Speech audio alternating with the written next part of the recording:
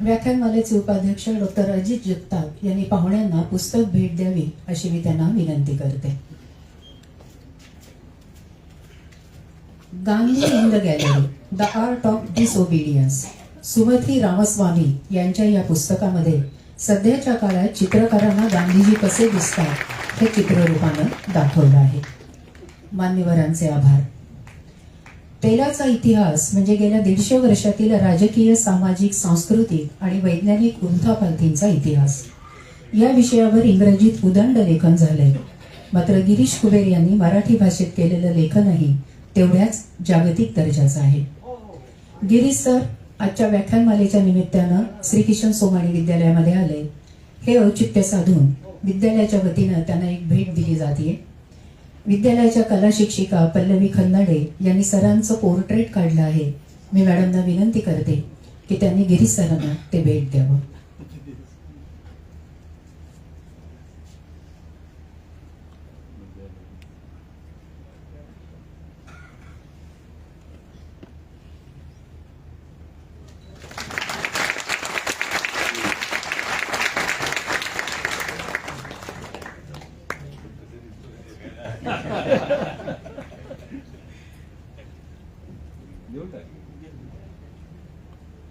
धन्यवाद मॅडम.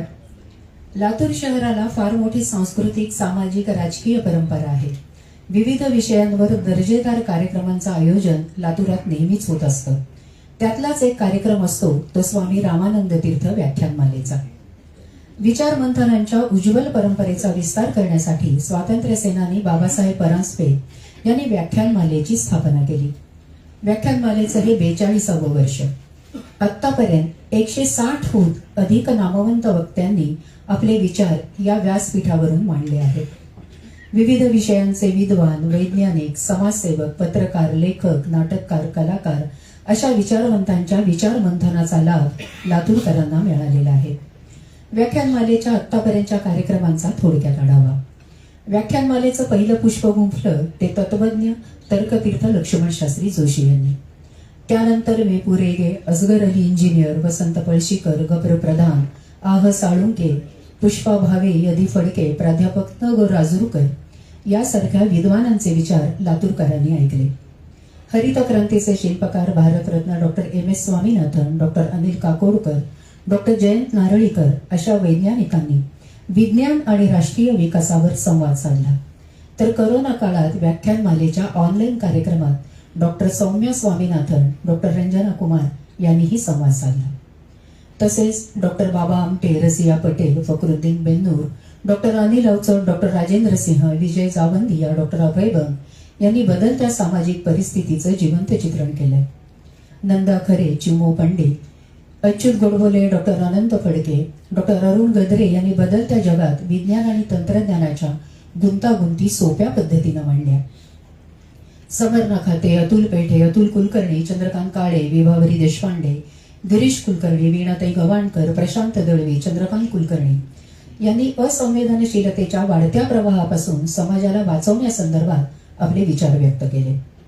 समकालीन विषयावर प्रभावी दृष्टिकोन मांडले त्या पत्रकारांमध्ये माधव गडकरी, कुमार केतकर, अशोक जैन, दिनकर गांगल, निळू दामले, निखिल वागळे, विनय हर्डीकर, अरविंद गोखले, मुकुंद संगोराम, परंजय गुहा यांची नावं आवर्जून घेता येतील. चंद्रकांत काळे यांचं बिंदुनाथ कलातीतचं अभिवाचन, अख्खा तुकोबाराय, आज या देशात, अपरिचित पु ल, कीर्तावणी असे वेगळे आशय मांडणारे कार्यक्रमही व्याख्यानमालेअंतर्गत झालेले आहेत.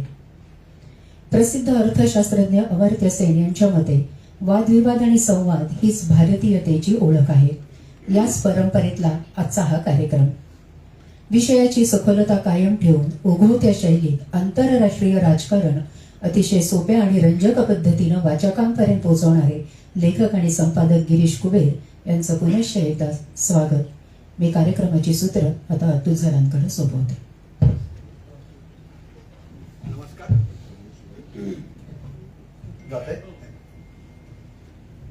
तर आज खूप दिवसापासून आपण गिरीश कुबेर यांना इथं बोलवायचा प्रयत्न करत होतो आणि आज ते इथं आलेले आहेत. इतिहास आपण शाळेनंतर वाचत नाही, नंतर जो काही वाचतो तो सामाजिक माध्यमातून वाचतो आणि त्याला आपण इतिहास मानतो. पण इतिहास म्हणजे काय असं ज्या एडवर्ड कार यांनी लिहिलं ते असं म्हणतात की भूतकाळ आणि वर्तमान काळ यांच्यातला कधीही न संपणारा संवाद म्हणजे इतिहास. आणि इतिहासकार हा मार्गदर्शक आणि दुभाषा दोन्ही असतो. हे काम गिरीश कुबेर आपल्यासाठी करतायत. म्हणजे एकाच वेळेला ते संपादक आहेत, पण त्या आधी त्यांनी जे काही लिहून ठेवलेलं आहे पुस्तकांमधनं, हा तेल नावाचा इतिहास आहे. तेल वर्तमान, एका तेलियाने, युद्ध जीवांचे, अधर्म युद्ध, पुतीन, मेड इन चायना, टाटायन आणि आता साहेबांच्या जगात आणि साहेबी जगात ही मराठी पुस्तकं. The Tatas, Maharashtra Renaissance untold story आणि इनविजिबल एनिमी अशी त्यांची ग्रंथ परंपरा आहे. इथं बऱ्याच जणांना त्यांचा परिचय हवा होता असं सांगण्यात आलं. बऱ्याच जणांनी प्रश्न पाठवलेले म्हणून सांगतो. ते विज्ञानाचे आणि जर्नलिझमचे शिक्षण घेऊन त्यांनी पत्रकारिता चालू केली. पण त्यानंतर 1998 साली त्यांना द गार्डियन मध्ये ब्रिटिश सरकारच्या शिष्यवृत्तीमुळे जाता आलं. द गार्डियनची स्थापना 1821 सालची आणि स्कॉट ट्रस्टने चालवलेलं ते दैनिक आहे. आणि अजूनही ते निष्पक्षता म्हणजे काय आणि ऑथेंटिक अधिकारवाणीनं बातमी म्हणजे काय, लेख म्हणजे काय, विश्लेषण काय हे आपल्याला गार्डियन मध्ये समजतं. त्या गार्डियन मध्ये खरं तर मी जुना मित्र असल्यामुळे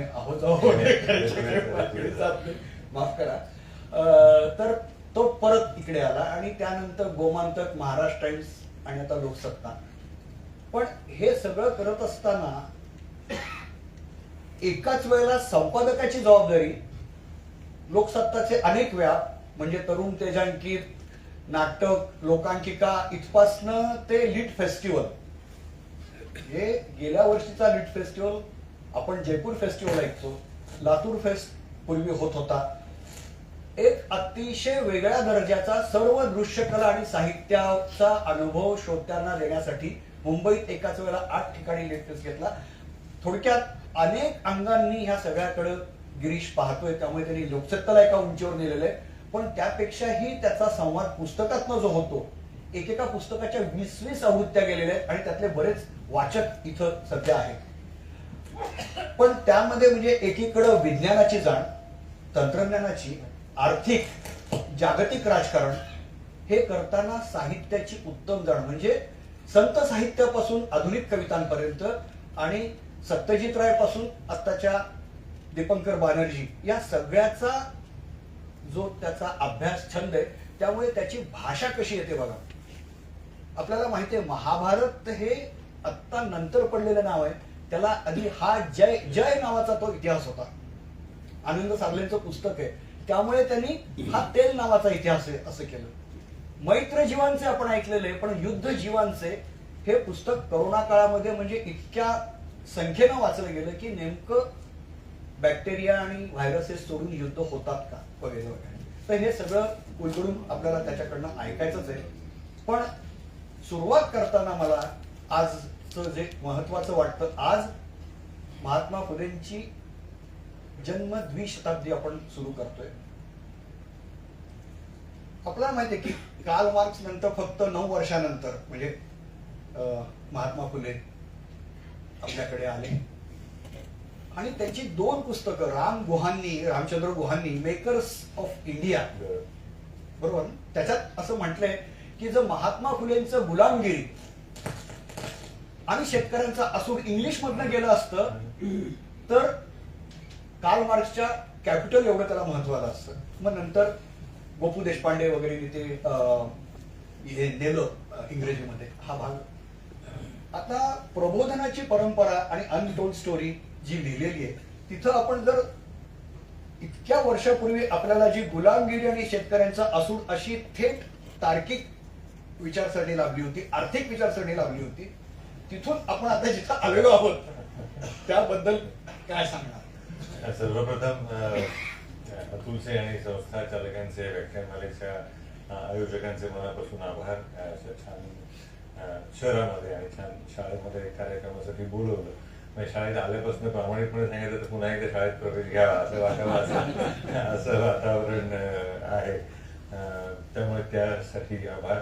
आणि तुमचं तर विशेषतः आभार, कारण एकतर सहप्रवासी आहोत आम्ही, सर्व अर्थाने सहप्रवासी आहोत. एकंदर जे काही काळ आपण अनुभवतो आहोत त्याच्यामध्ये, त्यामुळे एकमेकांना आम्ही हात देत देत पुढे जात असतो किंवा आहे तिथे त्यामुळे आपण एकमेकांचे आभार मानत नाही.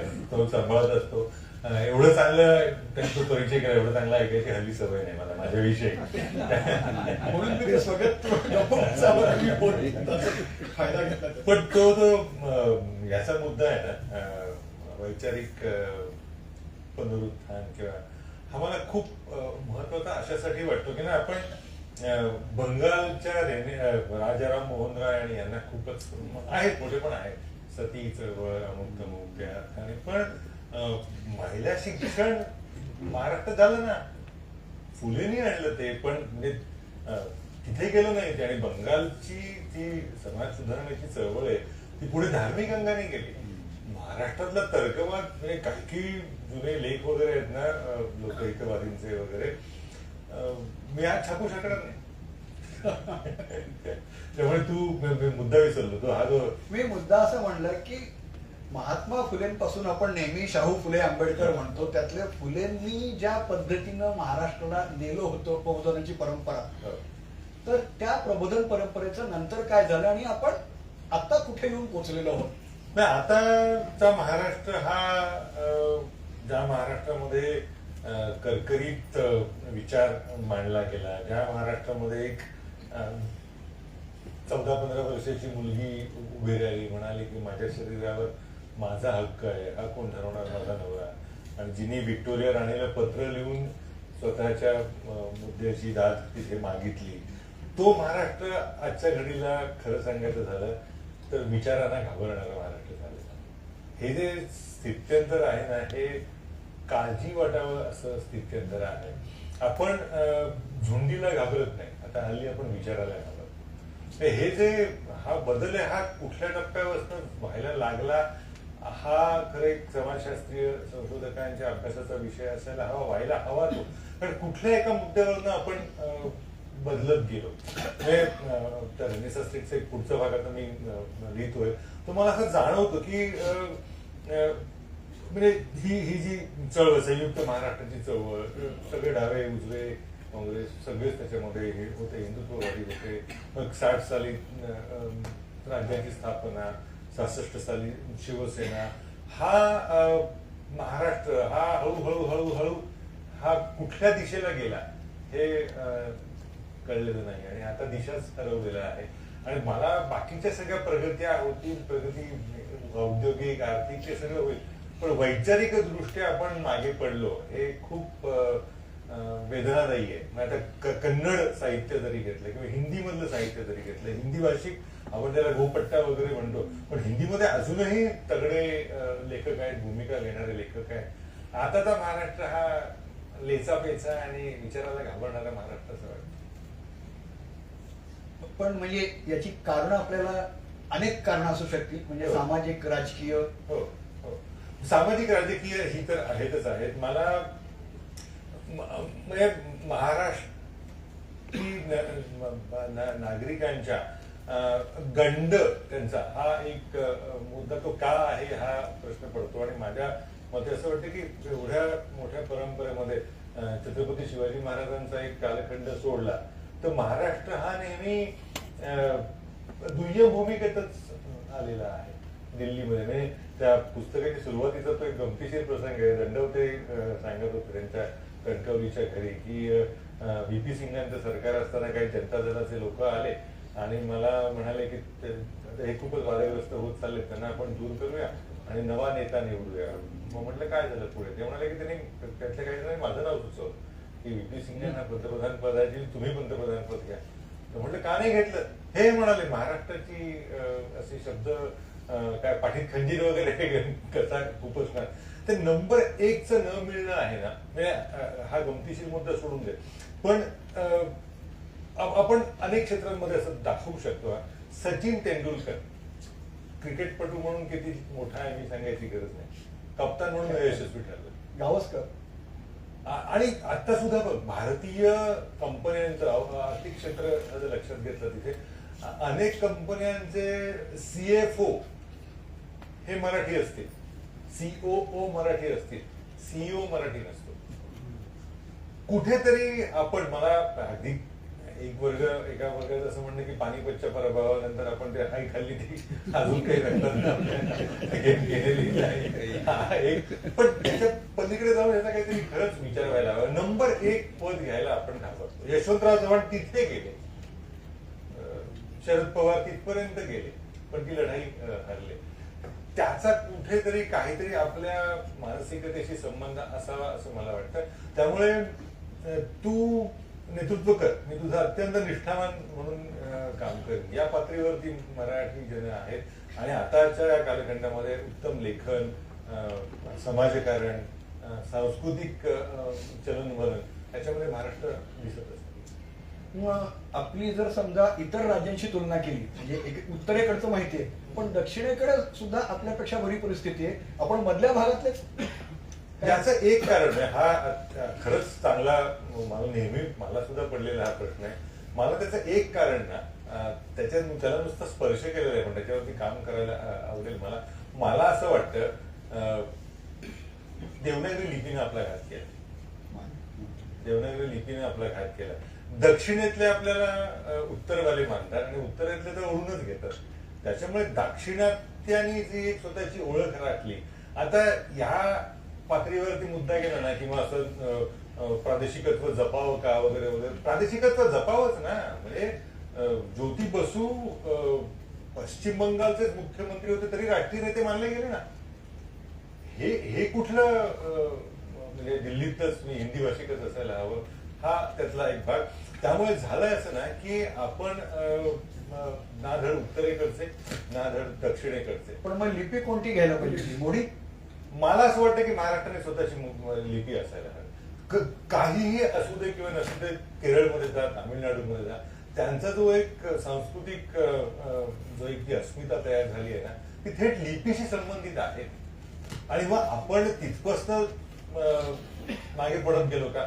मला असं वाटतं की अनेक कारणांमधलं एक कारण हे आपली लिपी आहे. आपण देवनागरीचा अंगीकार केल्यामुळे आपल्याला सरसकट दक्षिणेकडचे उत्तरेला ढकलतात आणि तसं आपल्यालाही वाटायला लागतं. त्यामुळे आता हा मुद्दा आता हातात गेल्यासारखी परिस्थिती आहे. आता याच्याबद्दल खूप बोलता येईल, पण तुर्तास हे 2 मुद्दे स्पष्ट केल्यामुळे सगळ्यांच्या मनामध्ये जो सध्या पडलेला प्रश्न आहे तो युद्धाविषयीचा आहे अर्थातच. तर युद्ध कसं थांबलं, पुढं काय होईल, आणि यानंतरचा जो काही जागतिक पट असेल, जागतिक नकाशा आहे, आंतरराष्ट्रीय राजकारण आहे, त्यामध्ये भारत कुठे असेल? मला याच्या युद्ध या विषयाकडे ना आपण खूप भावनिक नजरेनं बघतो असं वाटतं. कोणीतरी कोणावरती हल्ला करतो, कापतो, माणसं मारतो, पण याचा जर तटस्थपणे जर या सगळ्या इतिहासाकडे बघितलं ना, तर मला असं दिसतं ना, युद्ध ही एक बाजारपेठ आहे. आणि हे बरोबरचं मत आहे का? तर तसं नाहीये. म्हणजे 1912-13च्या वरची गोष्ट आहे. हेनरी फोर्ड झालेले होते. हा, आणि त्याच्या आधी 15-17 वर्ष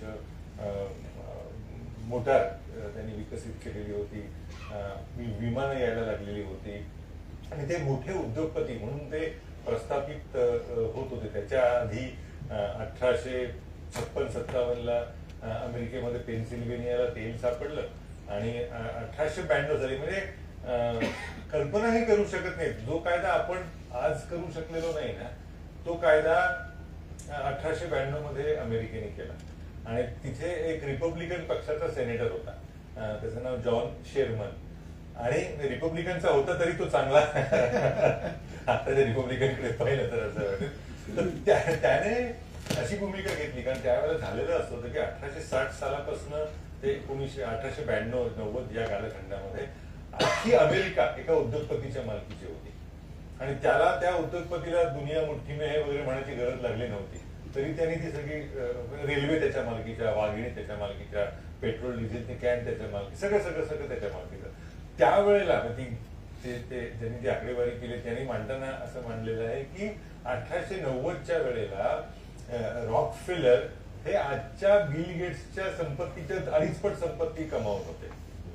आणि मग त्यावेळेला त्या जॉन शेरमनला असं त्यांनी अशी भूमिका घेतली की हा सरकारपेक्षा मोठा झालाय, याला तोडायला हवं. आणि मग ते तोडणं झालं. त्याच्या 7 कंपन्या आहे, एसओ विसो, तो सगळा इतिहासच आहे. तर या कालखंडामध्ये पेट्रोलच्या उदयानंतर हेनरी फोर्ड यांचा विकास प्रचंड झाला, कारण साहजिकच आहे इंधन मिळालं. तर तेव्हा त्यांनी भूमिका मांडलेली आहे. आणि मला त्याचं परत एक वेगळं आश्चर्य वाटतं की ज्यू बँकर्सकडे सरप्लस कॅश आहे, हे युद्ध करतील हे.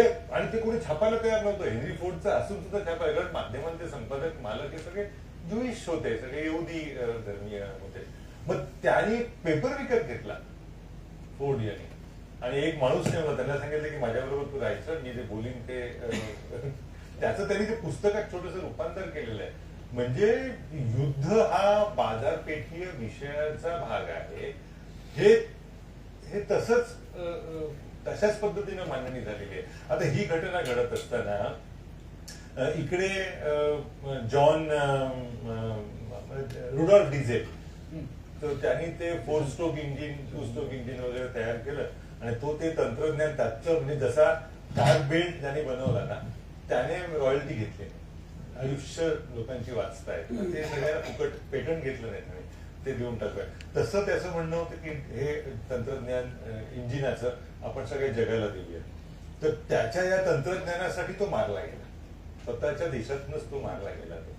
तर त्या कालखंडामध्ये म्हणजे ह्यांना असं वाटतंय, रुडॉल्फ डिझेलचं असं मत असं, तिकडे हेनरी फोर्ड अटलांटिकच्या पलीकडे असं म्हणतात. तर मला असं वाटतं की तो सगळा इतिहास बघितला ना तर तो सगळा एक ठरवून केला गेलेला भाग असावा असं मानायला जागा आहे. खूप शस्त्र निर्मिती झालेली आहे, काळतुसं खूप पडलेली आहे, मग उद्यात माणसं या पातळीवरती चर्चा झालेली आहे. म्हणजे 1919ला जेव्हा ते ऑटोमन साम्राज्य लयाला गेलं, त्या कालखंडामध्ये पहिलं महायुद्ध संपत आलेलं होतं. आणि रशियात, जर्मनीमधल्या आताच्या ज्या मोठ्या आपण औषध कंपन्या म्हणून नावं घेतो त्या सगळ्या रासायनिक अस्त्र निर्मिती करणाऱ्या कंपन्या होत्या. तशाच ज्या कंपन्या आता खूप आदरणीय झालेल्या आहेत इंग्लंडमधल्या, त्या सगळ्या त्याला प्रत्युत्तर म्हणून रासायनिक अस्त्र तयार करणाऱ्या कंपन्या होत्या. त्यांनी जी अस्त्र बनवली तर त्यावेळेला त्यांना प्रश्न पडला की अस्त्र चाचणी कशी करायची, माणसं मरत नाहीत तोपर्यंत हे रसायन उपयोगी आहे की नाही कळणार कसं.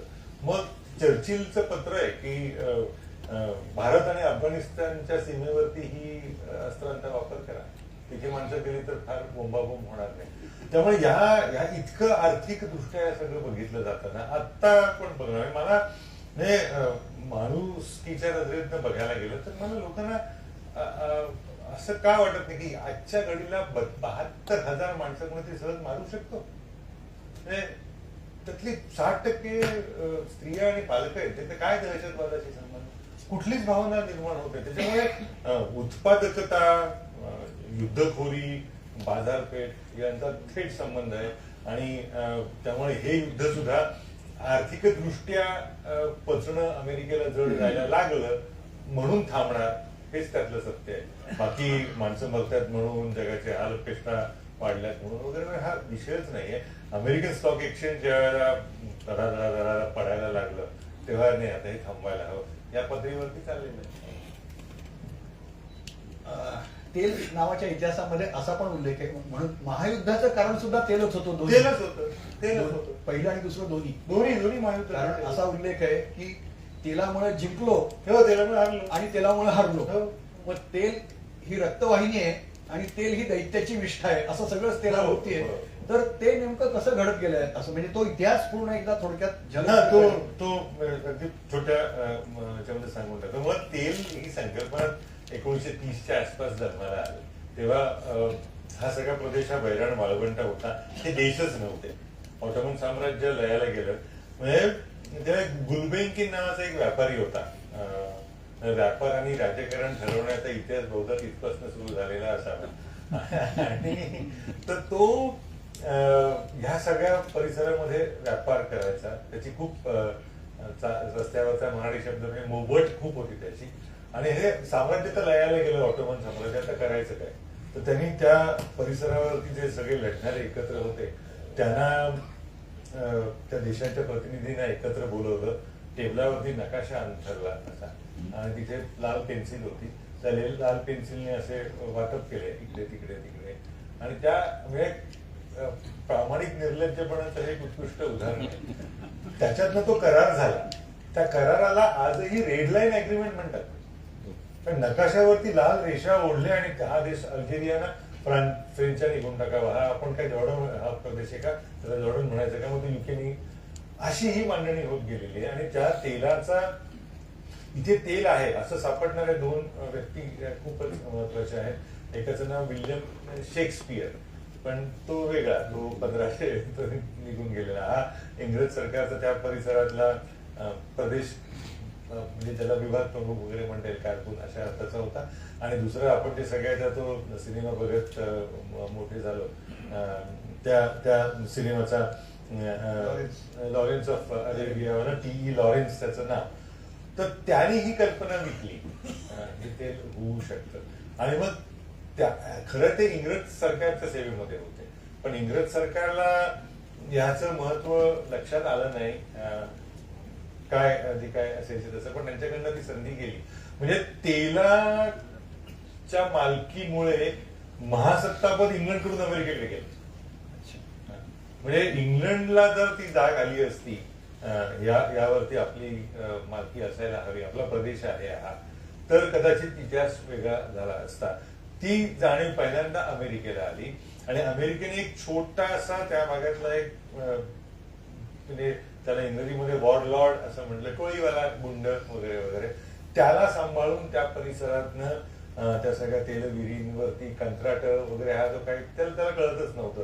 तो जो गुंड होता त्याचं नाव, म्हणजे त्या टोळीवाला या अर्थाने मोहम्मद बिन इब्न सौद, ज्याच्या नावाने सौदी अरेबिया नावाचा देश तयार झाला. त्याच्याकडनं ती पूर्ण मालकी मिळवली आणि त्या सगळ्या तेलांवरती कब्जा केला. आणि त्याचा जो पहिला करार झाला तो 1944च्या त्या वेळेला झाला. आणि म्हणजे तो सुएझ कालव्यामध्ये अमेरिकन बोटी वगैरे येऊ शकत नव्हत्या, आणि मग त्या सगळ्या परिसरामध्ये बोटीवरती करार झाला. आणि यांनी सांगितलं मला, मी त्याचा जनाना वगैरे घेऊन सुद्धा तो करारासाठी आलेला होता.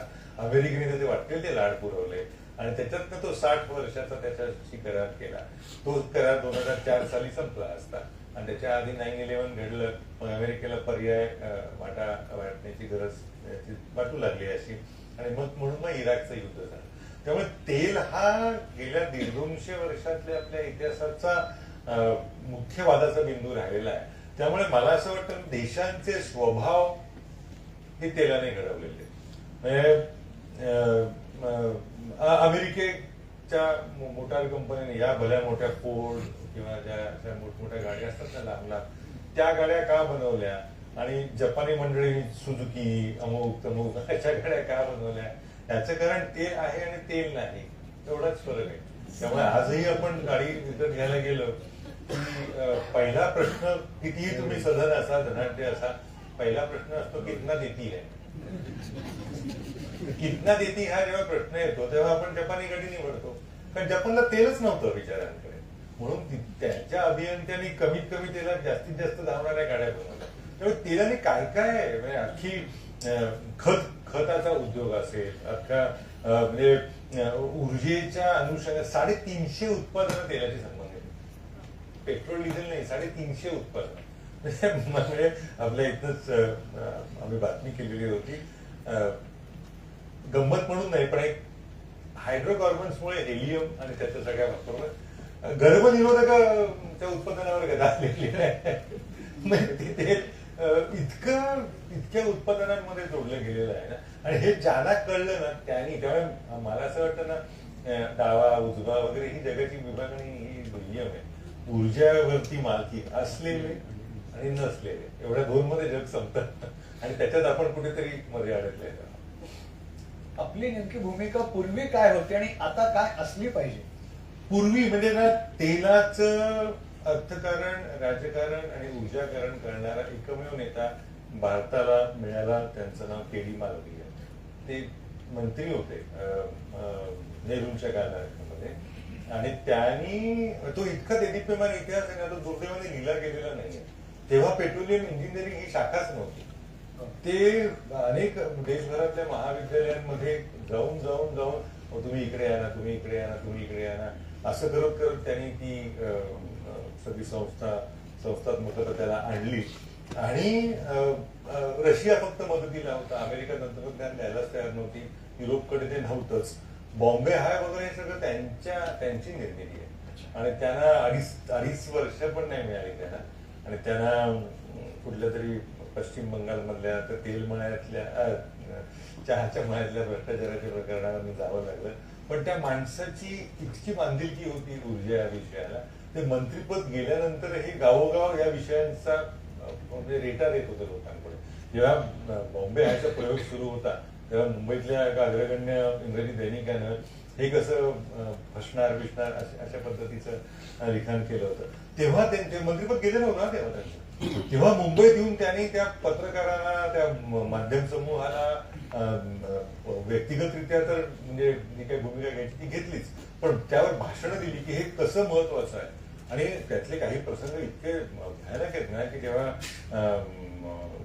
कच्छच्या आकाशात रणमध्ये ते तेल विहीर सापडली तेव्हा विहीर खणायचं तंत्रज्ञान माहिती होतं, पण त्याच्यावरती नियंत्रण कसं मिळवायचं हे माहिती नव्हतं.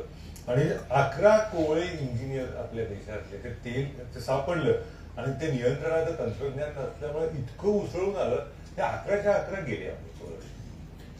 आणि हा मी कुठे कार्यक्रमात किंवा या सगळ्या लोकांना बॉम्बे हा एकदा बघून या, कारण कशी माणसं काम करतात. 30 दिवसांची समुद्रामध्ये 1 महिन्याची शिफ्ट असते त्यांची.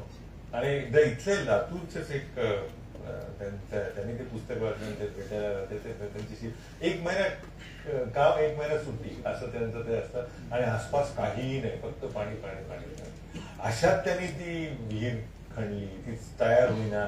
पण निप्पॉन कंपनीनं ती जुनी वापरलेली रीग आपल्याला दिली, कारण नवीन घ्यायची ऐपत नव्हती. कारण नेहरूंना या विषयावर खूप विरोध होत होता आपल्या देशामध्ये की हे काय भांडवलाधारांचं वगैरे असं ते सोशलिस्ट आणि तो जो जुना वाद आहे ना त्याच्यातनं त्यांना विरोध झाला. तरी यांनी ते प्रयत्न केले आणि मग जे काही थोडंफार जे आपल्याला जमलं ते यांच्यामुळे जमलं. त्याच्यानंतर आपलं ऊर्जाविषयक धोरण हे दुर्दैवाने काही त्या क्षेत्रातल्या उद्योगपतींना धार्जिणं धोरण आहे किंवा काय असा प्रश्न पडावा अशी परिस्थिती आहे. त्याच्यानंतर एवढी वर्ष झाली म्हणजे मला वाटतं 64च्या आधीच 63ला त्यांचं मंत्रिपद गेलं. तिथपासून आजतागायत नाव घ्यावा असा ऊर्जा मंत्री या देशाला लाभलेला नाही. आणि मी तर सहज तुलना करतोय म्हणून सांगतो, 2012 साली जेव्हा जर्मनीला गेलो तर जर्मन ऊर्जा मंत्र्यांची मुलाखत घ्यायची संधी मिळाली आणि फुकुशिमा वगैरे घडलं होतं. आणि त्यांनी निर्णय घेतला होता अँगेला मर्केल सरकारने की अणुभट्ट्या बंद करायच्या. तर त्यांना मी विचारलं होतं किंवा ते अणुभट्ट्या बंद केल्या तर तुमच्या ऊर्जा गरजांचं काय.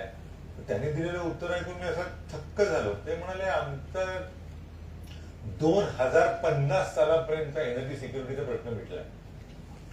मी म्हटलं तुम्ही तर त्या 2050 साल तुम्ही खासदार असाल नसाल, धोरणात फरक पडत नाही. हे जे मोठेपण आहे ना, ज्या ज्या देशाने ऊर्जेला महत्व दिलं ना ते देश आर्थिकदृष्ट्या आणि सगळ्याच अर्थाने मोठे झालेले आहेत. आपल्यासारख्याचं धोरण बघ ना, आता आपण या विषयात सतत बोलत असतो. 2008च्या आता काल अगदी कालची घटना, कल्पकमचं पंतप्रधानांनी कौतुक केलं, पण तो अणु कराराला त्यांनी विरोध केला होता ना त्याच्या सरकारने. तो करार का झाला नाही करार, तो 2008 सालचा करार झाला. त्या कराराच्या वेळेला मी प्रसंग मला सांगायला, सँडी बर्गर म्हणून अमेरिकेचे बिल क्लिंटन यांचं कोणाला कारकीर्द आठवत असेल तर त्यांचे ब्रिजेश मिश्रा होते. ते त्यांचे सुरक्षा सल्लागार होते. ते 99 उद्योगपतींचं एक शिष्टमंडळ घेऊन मुंबईत आले होते. तेव्हा मी अर्थविषयक नियतकालिकात होतो, त्यांना भेटायला गेलो. तर बोलता बोलता म्हटलं आता हे काय सरकार पडणार, हे काय 2008च्या त्या कालखंडातली गोष्ट, डाव्या पाठिंबा काढतील मनमोहन सिंग सरकारचा. ते म्हणाले बरोबर आहे, सरकारचा पाठिंबा काढतील, पण म्हणजे सरकार नाही पडणार. आणि म्हटलं म्हणजे कसं काय, मग ते म्हणाले कुणीतरी पाठिंबा देईल, कारण हे डील खूप महत्वाचं आहे. आणि अचानक समाजवादी पक्षाला प्रेम निर्माण झालं आणि तो ठराव मंजूर झाला आणि त्यानंतर पुढे 1,00,000 कोटी रुपयांचे कंत्राट होणं अपेक्षित होतं. जैतापूर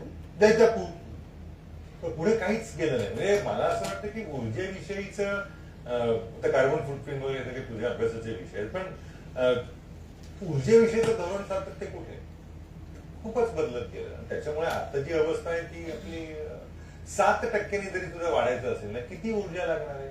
म्हणजे अब्दुल कलामांनी 2000 त्यांचं स्वप्न, म्हणजे मला आपले स्वप्न पण लहान लहानच असतात असं नाही वाटतं. त्यांनी ती भूमिका केली 2020 सालापर्यंत 20,000 मेगावॅट अणु ऊर्जेने तयार करायचे. आपण 3-4% पण करत नाहीये.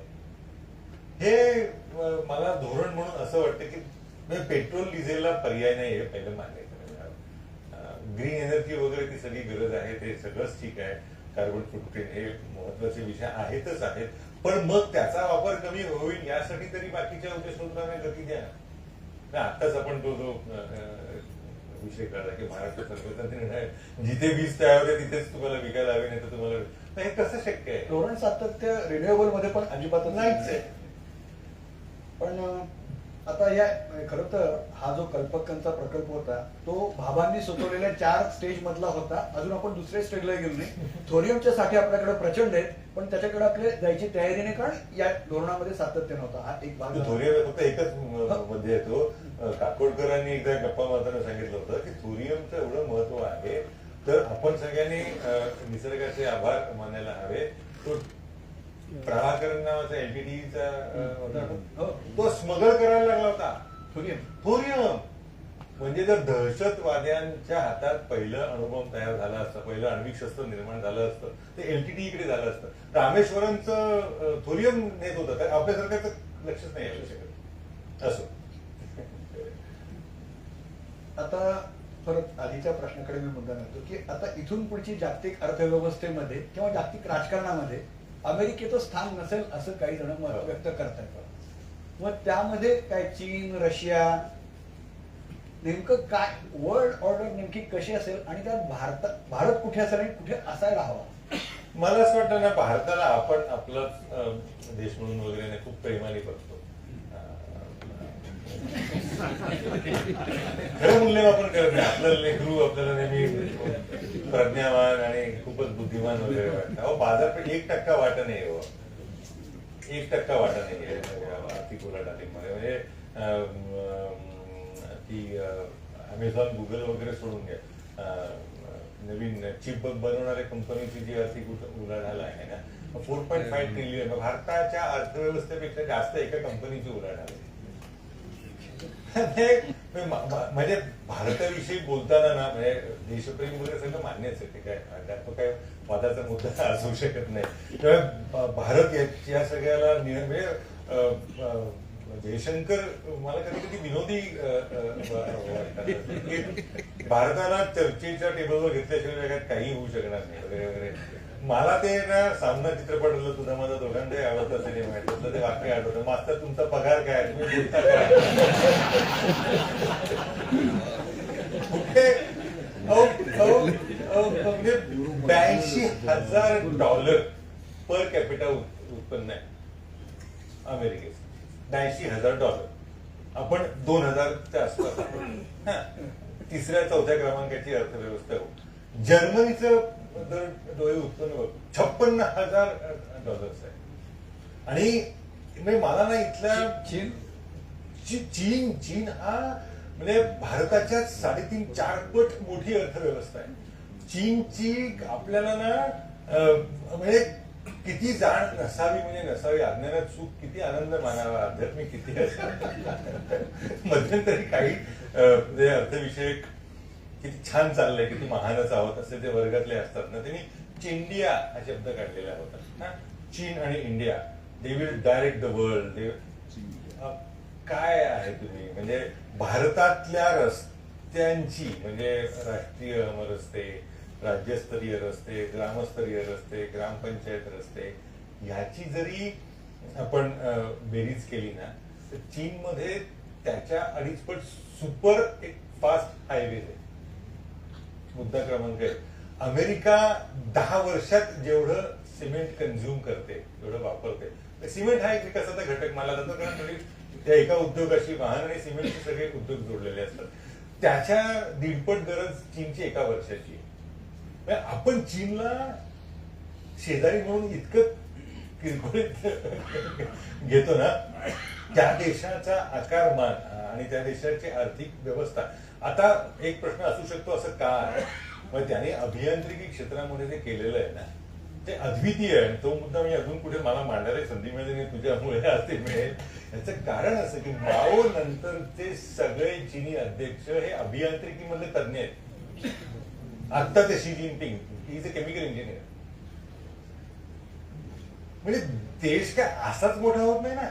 म्हणजे याच्या आधी जेव्हा ही आर्थिक घडी ज्यांनी मांडली माओच्या नंतर, त्यांनी एसीझेड कल्पना ती जन्माला घातली. त्याच्यातनं जे काही तयार झालेलं आहे, आपण ते फक्त ते, आणि त्यातला विनोदी मुद्दा कुठला असतो, ते बिचारे आपण 10-20 रुपये वाचवायला चिनी उत्पादनावर बहिष्कार घाला. अरे काय तुमचे मेट्रो चिनी उत्पादनं तयार करतात, चिनी सोलर पॅनल तिकडची फार्मास्युटिकल इंडस्ट्री, जगातली फार्मास्युटिकल इंडस्ट्री, तुझी माझी औषधं चीनमध्ये होतात. चीनने इतकी प्रचंड उत्पादन क्षमता वाढवलेली आहे. मी याच्या प्रचारासाठी आलेल्या एकाला सांगितलं, म्हटलं नागपूरला जी मेट्रो बांधतायत ना, ती चिनी टनेल बोरिंग मशीन आहे. ती गुदळ फावड्याने करा ना, त्यांना तर बहिष्कार. ते काही होणार नाही. आपलं सरकार सांगतं की चिनी गुंतवणुकीला परत येऊ द्या, आणि त्यांचं तंत्रज्ञान किती भारी आहे. तुला एक किस्सा सांगतो. मुंबईमध्ये मेट्रोची कामही सुरू आहेत. त्याच्यात एका कंपनीच्या अधिकाऱ्यांनी खासगी असा गप्पा मारता मारता सांगितलं की तुम्हाला 4 दिवस झाले काम थांबलंय. तर प्रकल्पाचं काम थांबणं आपल्याला काही नवीन नाही. म्हटलं त्याचं कारण फार भारी होतं. तो म्हणाला चीनमध्ये चीनी कंपनी होती ती जी काही काम करत होती ती, त्यांची जी पैसे द्यायचे होते त्याला आपल्याकडनं उशीर झाला. म्हटलं तू माणसं त्यांना सांगा ना की 2 दिवसात देऊ आम्ही काय देश आहोत आम्ही काय बोल. नाही, त्यांचे सॉफ्टवेअर कंट्रोल तिकडे ह्या पातळीवरती येते. खरंच अंदाज नाहीये. म्हणजे अगदीच पारंपरिक म्हणजे काय तो हत्ती आणि साठा नळे वगैरे वगैरे ना, त्यातला सगळ्यात मोठा आकाराचा नळ पण आपल्याकडे, त्याला चीनचा अंदाज नाहीये. त्यामध्ये तू सांगतोस ते पुढे कंटिन्यू कर, पण त्यातला एक आपल्याकडचा नेहमीचा जो अंधार आहे तो संशोधन आणि शिक्षणातला आहे का? टॉपच्या युरोपियन युनियनचा एक निर्देशांक प्रकाशित होतो. त्याच्यामध्ये ना जगभरातल्या संशोधन करणाऱ्या कंपन्यांची यादी आणि प्रतवारी त्यांच्या संशोधनाची ती काही ठराविक टप्प्याने जाहीर होते. अलीकडेच ती जाहीर झाली. 2000 कंपन्या जगातल्या R&D साठी ज्याला आहेत त्याच्यामध्ये आहेत. भारतातल्या 6 कंपन्या आहेत, आणि त्याच्यातही त्यातल्या 3 ह्या टाटा समूहाशी संबंधित आहेत. ते सुद्धा ऑटोमोबाईल मधलं आहे. म्हणजे स्वतंत्र संशोधन नाहीये. आर्थिक महासत्ता 47 सालापर्यंत वगैरे जे काही व्हायचं ते खूपच छान आणि गोड आहे सगळं.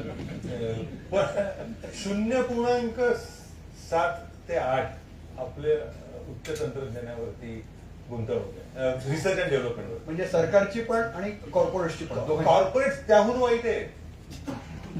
मी आता एक तो लेख त्याची जमाजमा करतोय. आपल्याकडचं म्हणजे त्या क्षेत्रातल्या एका अधिकारी व्यक्तीने अलीकडेच माझ्याशी म्हणजे असं बोलताना सांगत होता की आता जास्त प्रॉब्लेम काय झालेला आहे, अभियांत्रिकी हे तो म्हणाला वी आर म्हणजे त्यांनी त्याचा शब्द असा आहे की आपण उच्च शिक्षित वेडबिगार आहोत. इंजिनिअरिंग तिकडे होतं आणि इथे फक्त आपण जुळवणीची कामं करतो. मोठे औद्योगिक प्रकल्प इंजिनिअरिंग हे कुठे किती कमी आहे ते सांगा. त्याच्यामुळे R&D हा पेड 2.5% पण शिक्षणावरती आपली तरतूद नाहीये. आणि अमेरिकेसारखं त्यांच्या अर्थव्यवस्थेच्या 9 ते 10% शिक्षणावर खर्च करतो. चीनने शिक्षणामध्ये कधी काय केलं ज्याच्यामुळे तेवढे पुढे गेले? चीनने 2 गोष्टी केल्या. म्हणजे ही माओ क्रांती वगैरे वगैरे सगळे ठीक आहे, पण त्याच्यानंतर 60च्या दशकानंतर जेव्हा आर्थिक विकास मांडायला त्यांनी हातात घ्यायला सुरुवात केली, तेव्हा ही जी आजचा अलिबाबाचा फाउंडर वगैरे आहेत ना, जॅक मा आणि ही सगळी पोरं, ही सगळी अमेरिका तो अमेझॉनमध्ये नोकरी करत होता. ह्या सगळ्या मुलांना स्वातंत्र्य देऊन परदेशातनं आपल्या देशात येतील अशी व्यवस्था केली, त्यांना स्वातंत्र्य दिलं. आता ते नंतर कापलं वगैरे हा मुद्दा नंतरचा, पण त्यांना दिलं. मुद्दा क्रमांक 1. मुद्दा क्रमांक 1 दुसरा, मोठ्या प्रमाणावरती उत्पादन क्षमता आणि मॅन्युफॅक्चरिंग कपॅसिटी तयार करून जगातल्या सगळ्या कंपन्यांना सांगितलं की तुम्ही इथे उत्पादन करा.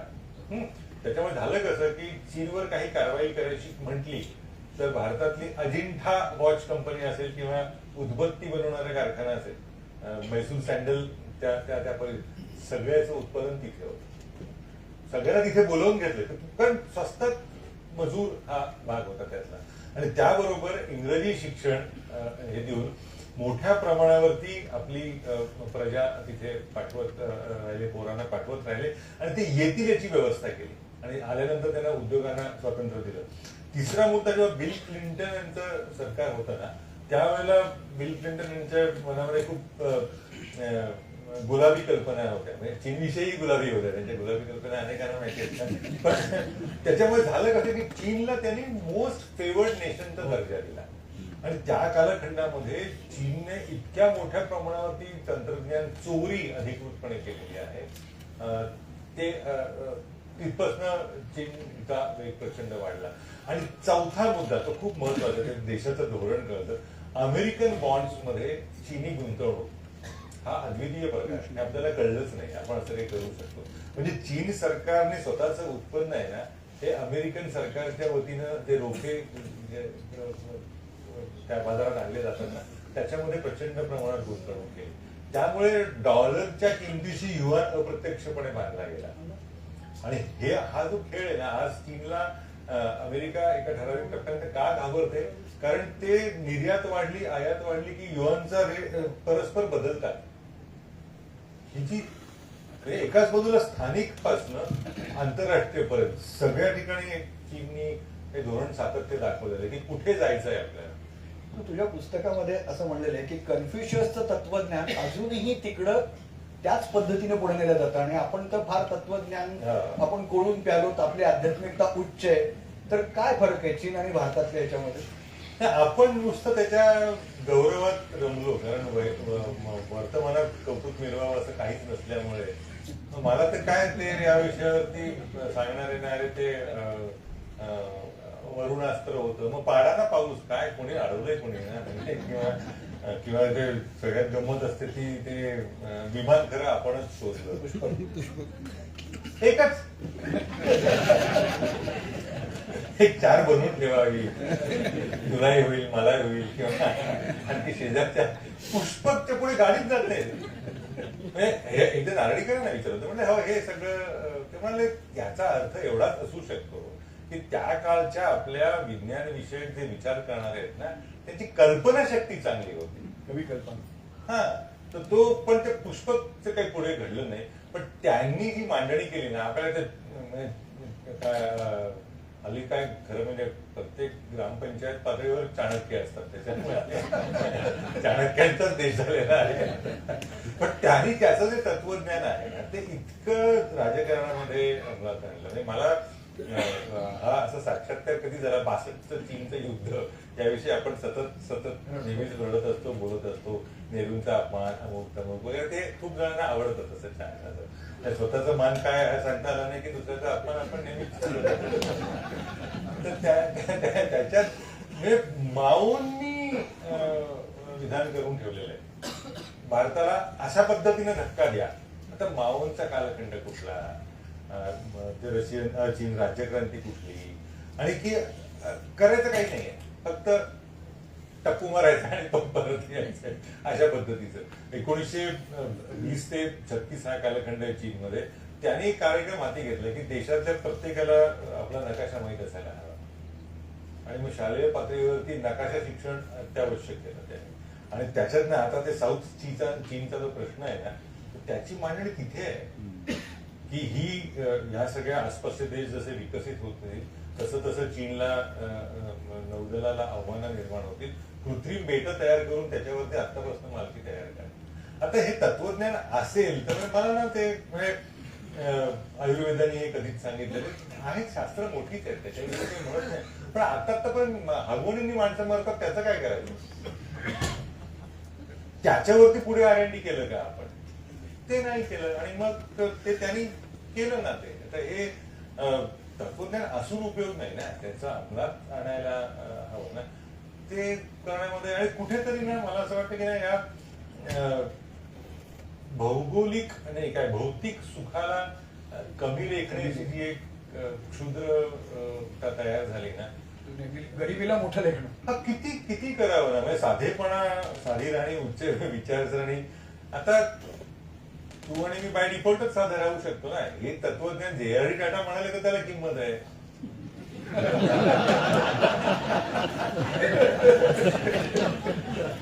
आणि ते त्यांनी म्हटलं म्हणून ते आदरणीय.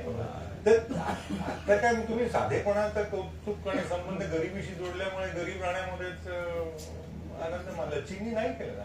आणि तुला त्यातला महत्वाचा मुद्दा सांगतो मला ते या निमित्तानं, उद्याच्या घडीला जरी भारताची अर्थव्यवस्था 5 लाख, आता ते एक स्वप्न मध्यमवर्गीयांना दाखवलं गेलंय. स्वप्न बघतात विचार, $5 ट्रिलियन इकॉनॉमी. अहो ठीक आहे, चला की 10 वर्षाने 5 वर्षाने उद्या जरी झाली आणि आपण दुसऱ्या क्रमांकाची होऊ शकत नाही कारण दुसऱ्या क्रमांक चीन बसलेला आहे, तिसऱ्या क्रमांकाची अर्थव्यवस्था झाली तरी सुद्धा आर्थिक दृष्ट्या आपण इंडोनेशियाच्या कमी खाली असू. कारण देशाचं उत्पन्न नुसतं नसतं ना, दरवेळी उत्पन्न हा प्रकार आहे ना. त्याच म्हणजे त्याला अर्थव्यवस्थेचे खूप छान शब्द आहे. मधल्या टप्प्यात अडकण्याचा शाप तो लागलेला आहे. आणि त्यासाठी जे करावं लागतं ना ते फक्त अलीकडच्या काळामध्ये मनमोहन सिंग सरकारच्या काळात झालं. कितीही काही म्हणा, 10% टप्पा फक्त त्याच काळात गाठला गेला. अजून 7%, हा सुद्धा फुगवलेला 7%, खरी 7% नाही माहितच नाहीये. अरविंद सुब्रमण्यम यांच्या काय म्हणतो याच्यात 2.5% असेच वरचेच आहेत सगळे. त्यामुळे ते आपण केलं नाही आणि चीनने ते सातत्याने केलं. टाटाचा विषय दोनदा निघाला म्हणून टाटा नावाचं जे पुस्तक आहे त्यात असं विधान आहे की म्हणजे मुंबई हे खरं शहर आणि बाकीची सगळी शहरं म्हणजे विस्तारित खेडी आहेत असं लिहिलंय. तसंच टाटा हे उद्योगपती आणि बाकीचे जे काही उद्योगपती म्हणवले जातात ते विस्तारित व्यापारी आहेत असं म्हटलेलं आहे. तर त्या टाटांविषयी आणि त्यांच्यावर एक जो आरोप केला गेलेला आहे त्या पुस्तकामध्येच आहे की ते अति लोकशाहीवादी आहेत. तर त्याबद्दल रतन टाटाला भेटलेला आहे, गप्पा मारलेल्या आहेत, त्याबद्दल काहीतरी. So sweet. मला सांगताना शहर आहे तो, त्यांनी कार्यालय बदललं. म्हणजे आता मी त्या कंपनीचा मुख्य कार्यकारी अधिकारी नाही, नवीन कार्यकारी अधिकारी नेमलेला आहे. तर मी का सांगतो ते तुला नंतर कळेल. नाही मला ते गमतीशीर आणि इतकं आदर्श वाटतं ना की त्यांनी कार्यालय बदललं. आणि हुतात्मा चौकामध्ये मोदी स्ट्रीटला समांतर एक अशी छोटीशी गल्ली आहे, टॅक्सी जायला सुद्धा कटकट होते तिथे. तिथल्या एका बिल्डिंग मध्ये तिथे गाडी एकच पार्क होऊ शकते अशा ठिकाणी स्वतःचं ऑफिस घेतलं. तर पहिली मुलाखतीला तिथे म्हणून इथे का तुम्ही, बॉम्बे हाऊस पलीकडेच आहे ना. पण नाही, मी जर बॉम्बे हाऊस मध्ये बसायला लागलो तर नवीन नेमला त्याला कोण किंमत देणार नाही. भारतीयांना निवृत्त होता येत नाही, घरातलं असेल. पण हल्ली गाणी बघ ना, हे घरगुती पातळीवरती सुद्धा स्वयंपाकघरातले हक्क आपल्याला नवीन येणाऱ्या व्यक्तीला देता येत नाही. पण नाही मी तिथे बसलो आणि हे जे.आर.डी. पण असंच केलं. रतनला सूत्र दिली ना, let him try it out. तर हा जो मुद्दा आहे ना आणि ते लोकशाहीवादी ना, हे आपल्याला त्या टर्मिनॉलॉजीमध्ये आपण बोलत नाही. आपल्या आर्थिक परिभाषा खूप मर्यादित आहे. एका क्षणाला त्या ग्रुपमध्ये असं लक्षात आलं जेव्हा एस्कॉर्ट्सचं प्रकरण झालं ना, स्वराज पॉलचं, त्या कंपनीमध्ये सगळ्यात जास्त मालकी बिर्लांची होती, बिर्ला समूहाची होती. कारण ह्यांचं त्याला इंग्रजीमध्ये लार्जर दॅन लाईफ अशी इमेज म्हणतात, तशी जे.आर.डी.ची होती. आणि ते आज तोपर्यंत काय याची जाणीव पहिल्यांदा रतन टाटांना झाली की अरे आता म्हटलं असतं तर बिर्लानी ते सहज टाटा टेक ओव्हर करू शकले असते. कारण मार्केटमधल्या कंपन्यांमधूनच घेतलेली काय गैर केलं होतं असं नाही त्याने. मग त्यांनी ती कंपनीची व्यवस्था केली, बांधणी केली आणि व्यक्तीपेक्षा कंपनी मोठी, हा जो भारतीय संस्कृतीत अजिबात नसलेला धडा आहे ना, की संस्था महत्वाची, व्यक्ती नाही. ते राजकीय पक्ष असेल, सामाजिक चळवळी असेल, आपलं सगळं तो वरनं कोणीतरी येणार आणि तुझा माझा उद्धार करणार. त्यामुळे आपल्याकडचं संस्थांचं आयुष्य 30 ते 40 हा. त्या व्यक्ती एवढंच. उद्योगपती बघा, म्हणजे आपल्या मराठीतलं तर ते फारच वाईट आहे. 2.5 ते 3 पिढ्यांमध्ये उद्योगपती आपले संपतात. पहिली बरोबर शाईच्या पुढ्या किंवा रंग विकून तो उद्योग स्थापन करतो. दुसरी पिढी त्याच्यात गुंतवणूक आणून मोठी होते आणि तिसरी बसून खाते किंवा कुंकून विकते सगळं. उद्योगपती आहेत कुठे? सांग ना मराठी दाखवून कुठला उद्योग आहे? किर्लोस्कर आहे, गरवारे आहे, कुठे आहे? दांडेकर कॅमलिन आता नाहीच आहे. म्हणजे हे असं होतं याचं कारण ती जी व्यक्ती महत्वाची नाही म्हणून नुसतं हे उद्योगातच होतं असं नाही. माझ्यासारख्याला असं वाटतं ना, हे सर्व मध्येच होतं. आता काय आपला गांधी उद्धार करतील, मग नंतर काय जयप्रकाश नारायण उद्धार करतील, म्हणजे कुठल्या पातळीवरती येतो तर मधल्या काळात अण्णा हजारे उद्धार करतील असंही वाटून गेलं. आताच्या काळाविषयी बोलायला नको, कारण पण ते तत्वज्ञान आहे ना, ते सिस्टीम मध्ये. मी माझं एक जवळचं नातेवाईक सिएटलला मायक्रोसॉफ्ट मध्ये मोठ्या पदावरती आहे. अमेरिकेत गेलो की तिकडे जाऊन येतो.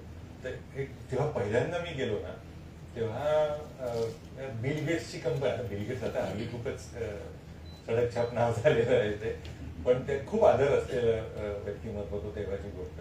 पण तेव्हा तो बोलता बोलता म्हणाला की याची 2 मुलांपैकी एकही मुलगा या कंपनीत फिरकलेला नाही.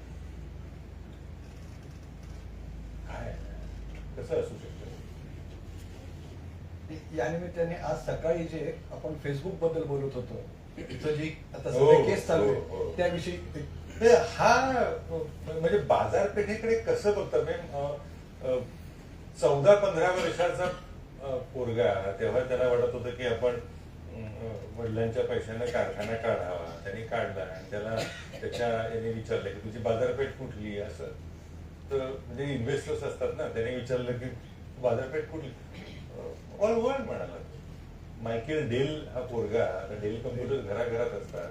यांचं जे कॉलेज मधल्या मित्रमंडळींना निरोप द्यायची व्यवस्था म्हणून संगणकाच्या माध्यमातून त्यांनी जी काही कंपनी काढली, त्याचं ते फेसबुक झालं आणि जगाच्या पातळीवरती गेलं. आणि आता त्याचा गैरवापर कसा होतोय वगैरे वगैरे. त्यातलं मला कौतुक कुठलं वाटतं माहिती अमेरिकेचं? ते स्वतःच्या लोकांना त्यांच्या गळ्यात त्यांची पापं मारायला कमी करत नाही. तर जेव्हा फेसबुकमुळे मुलांवरती परिणाम होतोय, अशासाठी जेव्हा कॉंग्रेशनल हिअरिंग झालं, आता ही कल्पना धन्य हो. मोठ्या मोठ्या उद्योगपतीला बोलवायचं आणि त्याचं वस्त्रहरण करायचं, तू किती नालायक आहेस, तू किती अमुक आहेस, तमुक आहेस, असं हे. आणि ते लाईव्ह टेलिकास्ट होतं आपल्याकडे, सगळ्यांना बघता येतं. आणि ते तर फारच छान प्रकारे, खरंच बघावं, खूपच आनंदाचा. म्हणजे कुठल्याही चांगल्या मालिकेपेक्षा ते जास्त छान असतं. तर त्याच्यात 2 लोक खूप महत्वाची होऊन गेली. टिकटॉकचा प्रमुख आणि झकरबर्ग. त्याने बोलता बोलता स्वच्छपणे सांगितलं. त्याने मग त्या ज्या प्रतिनिधी होत्या की तुझ्या घरातल्या मुलांवरती परिणाम, माझ्या घरातल्या मुलांना फेसबुक वापरायला बंदी आहे म्हणाला. फेसबुकचा मालक सांगतोय. हो, माझ्या घरात पुस्तक वाचन हे महत्वाचं आहे. माझ्या मुलांना उठल्या आता हे एकाच बाजूला बाजारपेठेचा फायदा घ्यायचा, एकाच बाजूने परत त्याच्यावरती आर्थिक नियंत्रण करायचं आणि परत या सगळ्याचं भान स्वतःच्या बाबतीत राखायचं. हे किती कौतुकास्पद आहे. टिकटॉकच्या संदर्भातही तसं ते ना, चीनमध्ये ते वापरू देत नाही. तुम्ही तुमची काही वाट लावायची ती लावून घ्या, पण तिथे बंदी तिथे नाहीये ना. हे खूप मला असं वाटतं की हे भान असणं.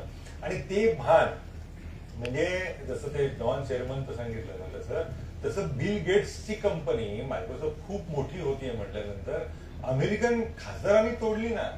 आता खासदार जनतेच्या कल्याणाचा विचार करतो हे आपल्याला अनभिज्ञच होतं आपल्याला असं.